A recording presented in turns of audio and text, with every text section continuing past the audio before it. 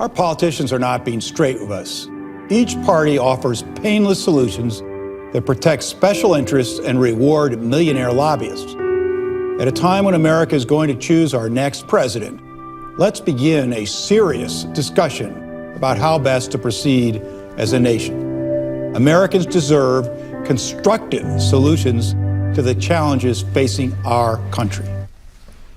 There you have it, Mark Everson. In a presidential campaign ad, Everson, a businessman and former IRS commissioner, has thrown his hat into the 2016 presidential ring, and he joins us right now to tell us why he's running for president. But before we get into that, I want to get your reaction to what's taken place here in South Carolina. Terribly sad, Miranda. I mean, you've got to be overwhelmingly saddened by events like this. And my concern is that we are seeing not just this, but events in Baltimore or other areas where there is, I'm 60 years old, I remember the 60s. I worry that we're getting to a certain fraying of our society and our national fabric. It's a concern. And if you were president, how would you combat this? I think that what we need to do is first try and reinstill a spirit of pride in our country. That is what's lacking. We are sort of fighting against each other. We're seeing a fracturing of our communities. And several of the programs that I support, I think, speak to that. One is to reinforce our tradition of assimilation through comprehensive immigration reform and getting everybody, I want everybody fighting on the same side here. I want everybody to feel that they are first and foremost Americans and committed to the country.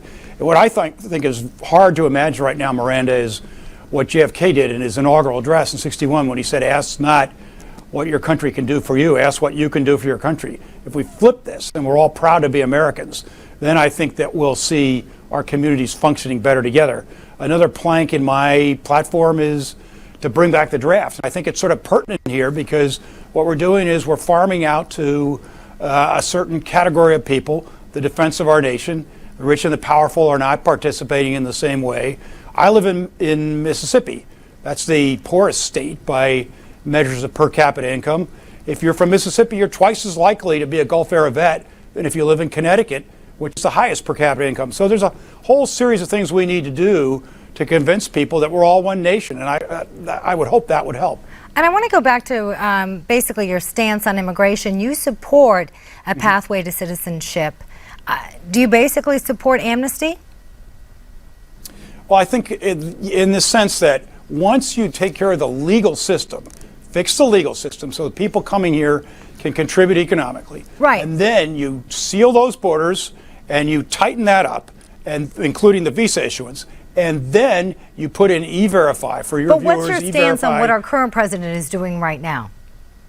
Oh, it's totally wrong. What I have said, if you go to point 6 on my agenda, I say constitutional governance. I have a record. I have 6 years under Reagan, 6 years under Bush. Nobody else in the field can say anything like that.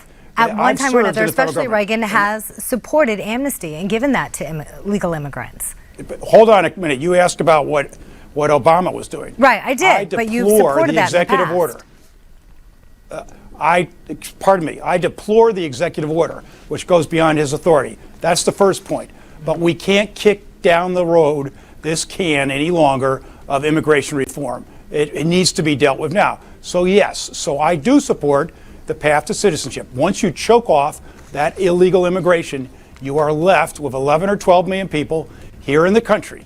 And what do you do with them? I would say those that are otherwise law-abiding of the immigration infraction. And unfortunately, I'm sorry, we're running out of time. Mark Everson, thank you so much for joining us here on Newsmax Now. We'll be sure to have you on again. All right, good. Thank you. And we have more to come. You're watching Newsmax Now.